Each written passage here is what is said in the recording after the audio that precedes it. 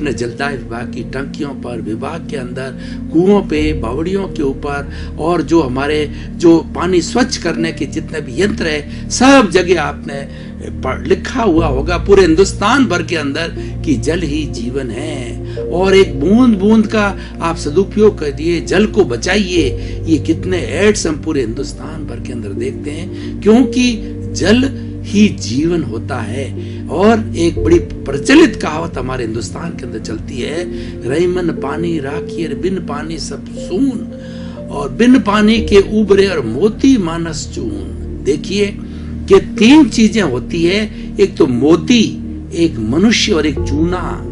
इसके अंदर मोती का पानी चला जाता है, मोती की वैल्यू 0 होती है। मनुष्य का पानी यानी उसका चरित्र चला जाता है तो मनुष्य शून्य पशुवत हो जाता है। और जो चूना होता है, चूने के अंदर अगर हम पानी डाल देते हैं जब उपयोगी होता है, बिना पानी के चूना कोई भी कारगर कार्य नहीं कर सकता है, जिसके अंदर उसकी उपयोगिता पानी के साथ उसकी उपयोगिता निहित है। तो भाई और बहनों, दर्शकगण, श्रोतागण, कितना ये पानी कितना आवश्यक है, और ये जल ही जीवन कैसे है, मैं आपको परिभाषित करना चाहूंगा कि हमारे जीवन को विटालिटी कहते हैं। ये विटालिटी जो है, इसको ये प्राण शक्ति है। अगर मैं साइंटिफिक भाषा में बात करूं, वैज्ञानिक दृष्टिकोण से, मेडिकल के दृष्टिकोण से बात करूं, तो हमारी जो प्राण शक्ति विटालिटी है, जिससे कि हम जीवित रहते हैं, जिससे हमारी मन, वचन, काया, हमारी बॉडी का हर कार्य संचालित होता है। अगर हमारे में विटालिटी नहीं है, प्राण शक्ति नहीं है, तो हम मत व्रत हो जाए, मृत व्रत हो जाएंगे। जो व्यक्ति आखिर में मरता कब है, जब उसका प्राण चला जाता है। 10 तरह के प्राण गिने जाते हैं। आयुष्य प्राण जो लास्ट होता है, वो जाने के बाद में व्यक्ति चला जाता है। और वो प्राण क्या है वो बताना चाहता हूं कि प्राण के बिना कुछ भी नहीं है, राम नाम सत्य है।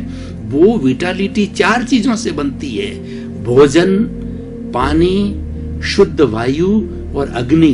अग्नि का मतलब सूर्य का प्रकाश, और हमारा जो ये जठरा अग्नि है वह भी एक ताप है। जितना भी ताप है उससे हमारा भोजन बनता है। देखिए इसके अंदर पानी आया है। अगर पानी व्यक्ति को न दिया जाए तो पानी कुछ ही समय के अंदर, व्यक्ति नहीं, इस चराचर जगत का हर प्राणी पानी से बना हुआ है, और उसको पानी सप्लाई, देखिए पानी सप्लाई नहीं किया जाए पौधा मुरझा जाएगा। अगर पक्षियों को गर्मी के अंदर पानी नहीं है तो वो मर जाएंगे।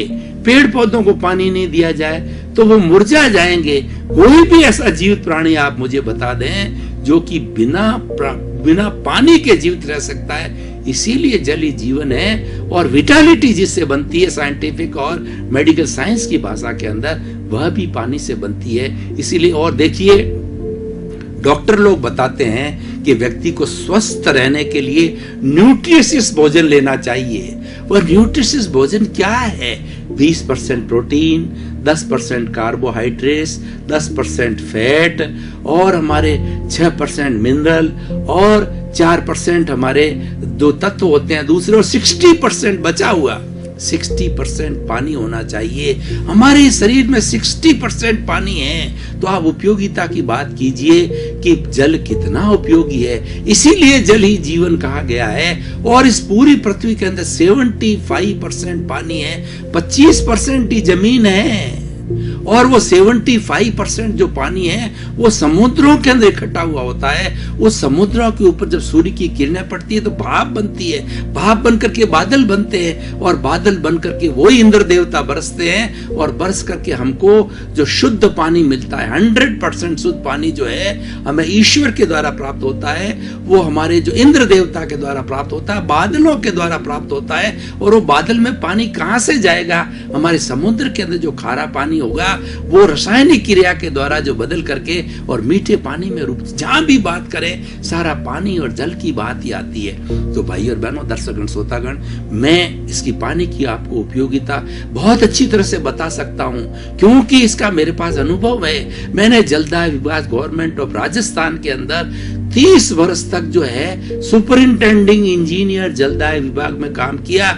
और अब पूरे हिंदुस्तान का आप नक्शा देखें तो हमारा जो राजस्थान है वो थार रेगिस्तान है, और मैं बहुत पुरानी बात कर रहा हूँ, 30-40 साल पुरानी बात कर रहा हूँ, जब मैं 50 साल पुरानी बात कर रहा हूँ, जब उस विभाग में मैं लगा था। उस विभाग के अंदर जो रेगिस्तान में ये कहा जाता है कि आप जो है वो हमें घी मांग लो, मीठा पानी नहीं है, क्योंकि ज्यादातर रेगिस्तान के अंदर पानी खारा रहता था। और मैं अपना एक निजी अनुभव आपको शेयर करना चाहता हूं कि आजादी के पहले 1945 के अंदर मेरा जन्म हुआ था, और मेरा जन्म एक बाड़मेर जिले के रिमोट एरिया के अंदर एक कानोड़ गांव के अंदर हुआ था, जहां पर न बिजली थी, न सड़क था, न पानी था, पानी कुओं में खारा था, और न कोई स्कूल थी। ऐसी जगह हमने जन्म लेकर के और तरक्की की। और पानी की बात करूं, क्योंकि आज का विषय पानी का है, तो वहां पर गांवों में जो आजकल तो बहुत सुविधा हो गई है वाटर वर्क्स डिपार्टमेंट की, उस समय में जो ईश्वर का दिया हुआ पानी था, क्योंकि कुएं में खारा पानी पूरे 150 किलोमीटर के बेल्ट के अंदर खारा पानी था, तो खारे पानी को धोने के लिए, नहाने के लिए काम लिया जाता। और मीठा पानी जो है वो टांके में स्टोर करके इतना बड़ा ताला लगाया जाता था, वो बहुत बड़ी पूंजी होती थी, और उसमें से हमारी माताएं बहनें सिर के ऊपर घड़ा उठा करके घर लाती थी, और उसको बड़ा संजो के रखा जाता था। और हमारे जो मेहमान को मीठा घड़े का ठंडा पानी पिलाना बहुत बड़ी मनवार गिनी जाती थी। और मुझे अच्छी तरह से ध्यान है, जब मैं 7-8 साल का था तो कई बार मीठा पानी गिरा देता तो माँ की सीधी जोर से थप्पड़ पड़ती थी कि तूने पानी नहीं घी गिराया है, घी तो फिर आ जाएगा, ये पानी कहां से आएगा, कौन देगा, ईश्वर की कृपा होगी जब ही बरसेगा, जब ही आएगा। तो भाई और बहनों, दर्शकगण, इस जल की कितनी उपयोगिता है। देखिए, किसी व्यक्ति को पनिशमेंट देना है, बहुत अच्छा भोजन करा दीजिए और उसको 2 घंटे तक पानी मत दीजिए, कमरे में बंद रखिए, वो छटपटा करके व्यक्ति मर जाएगा। इसीलिए जल है वो कितना उपयोगी है। और हमारी सारी प्रकृति, जिसमें 84 लाख जीवा योनि जो उत्पत्ति स्थान है, और उसके अंदर असंख्य अनंत जीव जो इसमें निवास करते हैं, सभी तरह के, उन सब को पानी की आवश्यकता होती है। और ये हमारा जो वायुमंडल है वो पंचभूतात्मक पृथ्वी, जल, अग्नि, वायु और आकाश से बना, इसमें भी जल की बात आई है। इसीलिए जल जीवन ये टॉप प्रायोरिटी का जीवन है, इसके बिना कोई व्यक्ति, कोई प्राणी जिंदा नहीं रह सकता है।